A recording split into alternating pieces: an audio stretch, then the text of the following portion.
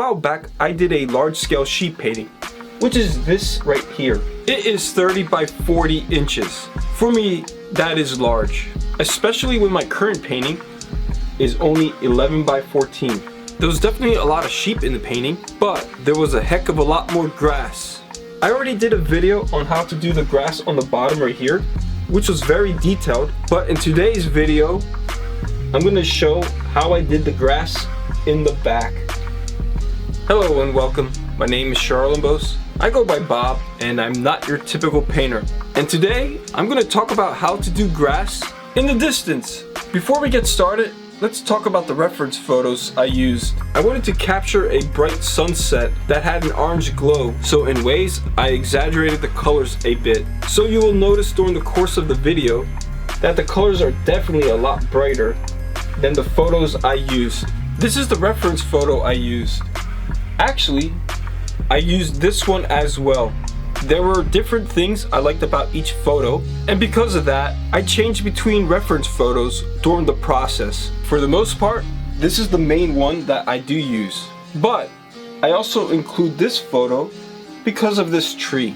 Don't worry, during the course of the video, I will display the reference photo during the demonstration. That way, you get an idea of what I'm working with. One thing I want to point out is, doing grass in the distance, it's a little easier than doing grass up close. The goal is to not only be less detailed when depicting the grass in the back, but for it to have a softer touch and a bit blurry too. By doing that, the grass in the front will definitely stand out more. And this is very important if you're trying to pull off the illusion of depth and distance. More on that during the demonstration. To begin this demonstration, let's talk about how I did the grass along the bushes and fence, also around the tree, and lastly, along the sheep on the side. I want to start by doing that first, just to get some obstacles out of the way, which is the borders of where the grass meet the sheep, fencing, and bushes, of course. I start off with painting the background, and for the most part, I will work from the back to the front. But that is not going to be always the case, as you will see. Some of the notable things I paint are the bushes, a fence, and a few trees. The reason it is important to do the background first, it is because the grass will overlap a few of these things. I try not to get too much into detail, but I do want to lay out the groundworks for the background. Your situation might be different. It depends on the landscape you are painting.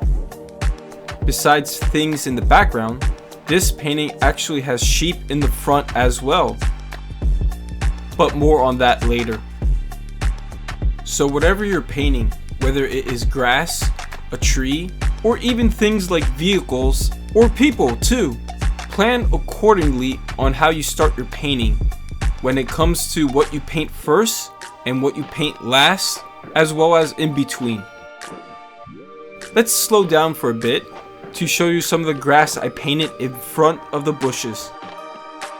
These are some of the very first individual grass blades I am painting, particularly in the distance. The paint in the bushes is still wet, and I'm taking advantage of this situation in order to get softer edges. When it comes to painting the blades of grass, they're not supposed to be very sharp because they are more in the distance. So one by one, I use a very fine brush in order to paint each blade of grass. I am not copying the photo 100%. If anything, I'm trying to mimic the pattern I see. And besides painting each blade of grass, I'm also using a dry brush to soften them as well. While dry brushing, I am very directional. The brush strokes I use follow the direction of the grass, for the most part, up and down. And after I soften the edges, I paint more blades of grass over that.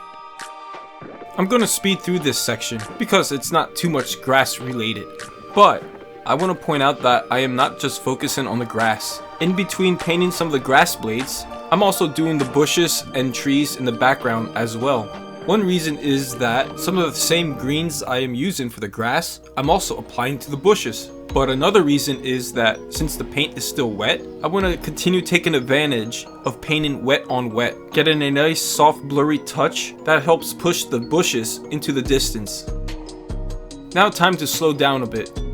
There is a patch of grass that is behind the fence and bushes. Nonetheless, I have to depict it in a different way. The goal is to give the impression that there's grass blades and not to be too detailed and even more blurry than the grass that's in front of the bushes. So instead of focusing on little brushes to paint individual grass blades, I am actually using slightly bigger brushes and focusing more on defining the terrain with light and dark greens and using brush strokes to give the impression that there's grass blades. This in a way will help create a bigger sense of depth and distance. Now time to speed through this section as well. I pretty much continue working on the bushes and the fence, especially for some of the highlights. Once again, I'm trying to take advantage of the paint being wet for a softer touch. Now time to slow down a bit to talk a little bit about the grass building. I am not using the same color for every grass blade, though I'm using the photo as a reference on what colors to choose, and I mimic a pattern based on the photo as well. Some grass blades are brighter, while others are a little bit cooler, especially the ones that are right in front of the bushes, since they do cast a shadow over them. Besides the color temperature of the grass blades, I use brush strokes in different directions in order to create them. For the most part, they are up and down, but in some scenarios they sway left and right or are bent a bit. And besides color and direction, there are various different sizes of them. Now time to paint some of the grass that is behind the sheep. I pretty much chose at one point to use a different photo for one of the sheep that's in the painting. This was a good opportunity for me to use the paint for the grass to fix the sheep a bit. First I painted an outline of the sheep, including its head looking back at the field. Then I used the color of the grass to cover up the mistakes. But not just that, I also used some of the green to paint the sheep, especially the side. This is to take account for reflective colors, and the grass color definitely reflects onto the side of the sheep. While doing this, I know the color of the grass will be wet, so this is actually the perfect opportunity to paint some of the sheep hair, particularly the edges where the sheep meet the grass. The paint being wet will allow the brush strokes to be more on the softer side, plus this gives me the opportunity to dry brush them a bit too. Soft blurry edges in the back where the sheep are very important to help create a sense of depth and distance. Like I mentioned before, everyone's painting will be different, but choose the order of the things you paint very carefully. For me, this was the perfect opportunity to do the edges of the fur.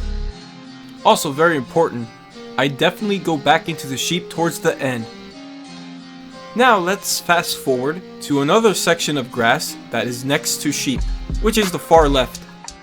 As you can see, I already have a base color for the grass, but I continue to add different bodies of color of lights and darks. I am pretty much trying to define the rough terrain, and like before, I'm using this as an opportunity to not only do the softer touches of the sheep hair that is next to the grass, but also to correct the sheep themselves. The underpainting was very rough and quick after all, so right now it is the perfect opportunity to correct the sheep by using the color of the grass and the sheep hair as well. Besides that, it's also the perfect opportunity to get soft blurry brushwork going. Besides trying to paint the rough terrain, the other thing I wanted to capture from the photo was the exposed dirt. The grass was definitely not perfect, and I wanted to show it in the painting as well. So I painted simple brush strokes of the color of the dirt in preparation to paint grass over it at one point. The goal is, in the end, for it to be a little bit visible with just a few blades of grass covering them.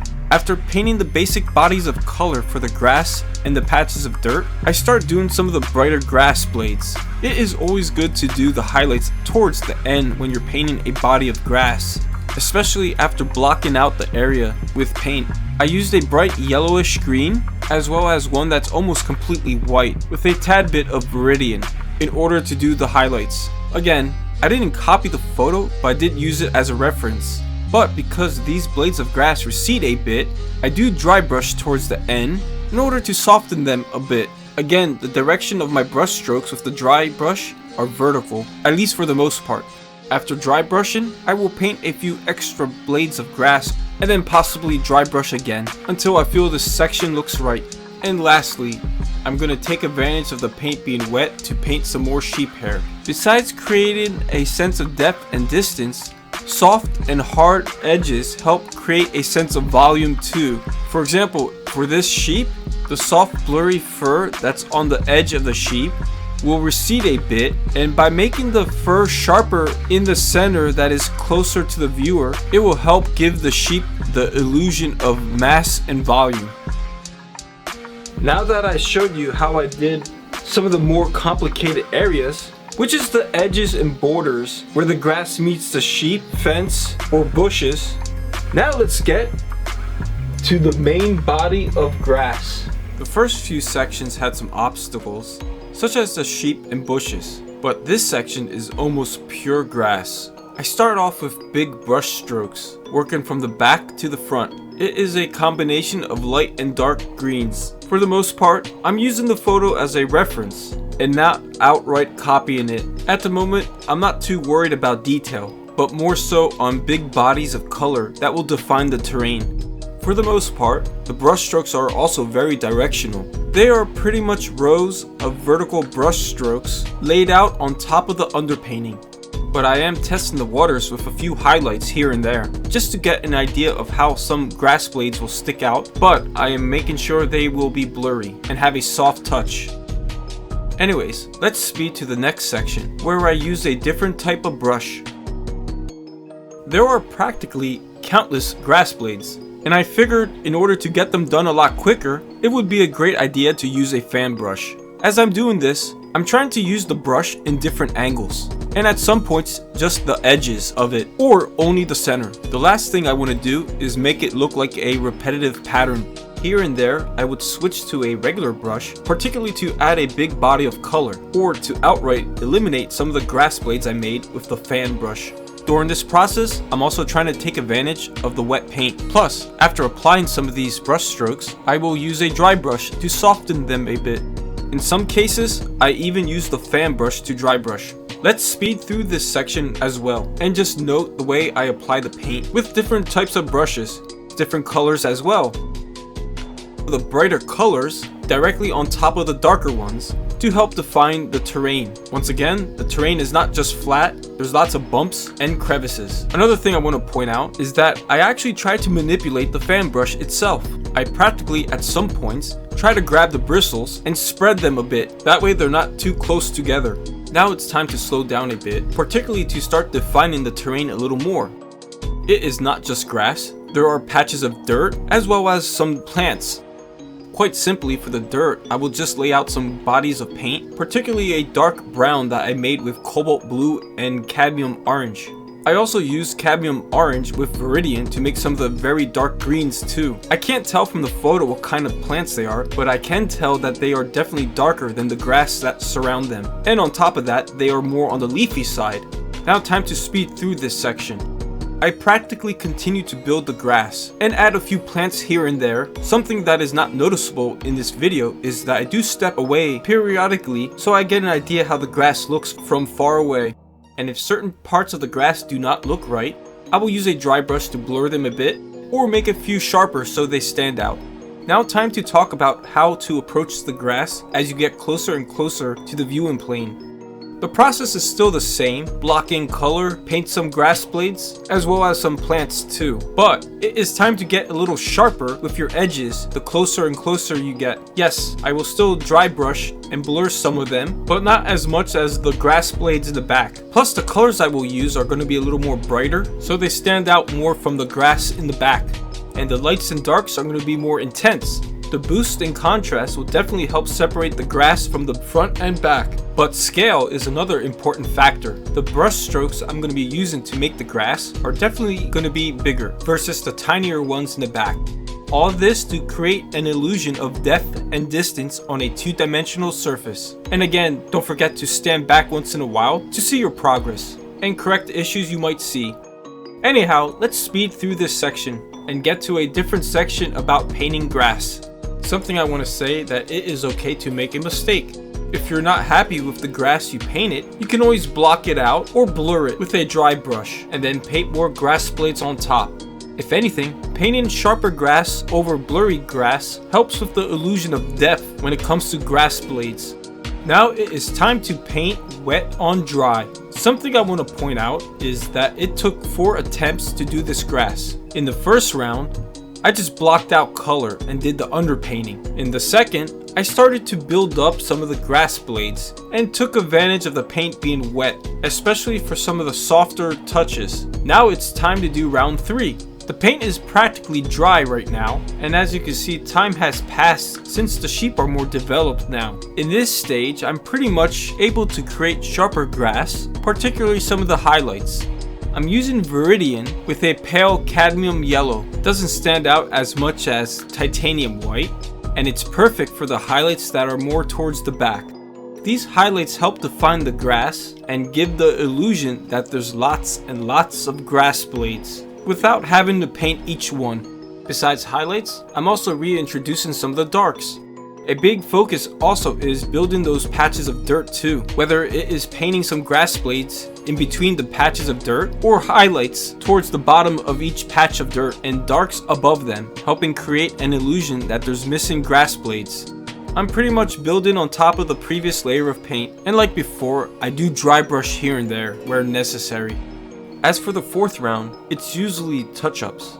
At one point towards the end of the whole painting, I just scrutinize everything and would do touch-ups if necessary. This is definitely towards the end though. Anyhow, for the rest of the video, I'm going to try to just speed through everything and try to talk more and more about how to build grass, such as tips, tricks, and techniques. Let's start from the beginning again. The first thing you want to do is block out colors, and this can be achieved with a very good underpainting. But as you do this, be mindful of everything in the painting. For example, patches of dirt, trees, flowers. It all depends on what you are trying to depict, and make plans on how to layer and which sections you should paint first and then after, or in between. It is also a very good idea to pre-mix some colors, especially the colors you will use a lot. As you paint, you can make some modifications to the colors you already pre-mixed.